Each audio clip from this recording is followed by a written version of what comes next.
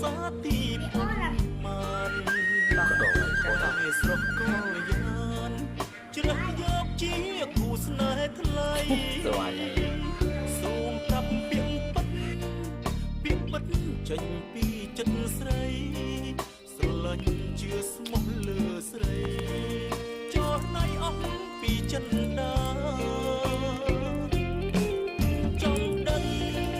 បងសងសាទីប៉ុន្មានគុំលាក់កលយានសូមប្រាប់មកណាជីវ៉ាគ្រាន់តែចង់ដឹងមិនមែនអស់ស្នេហ៍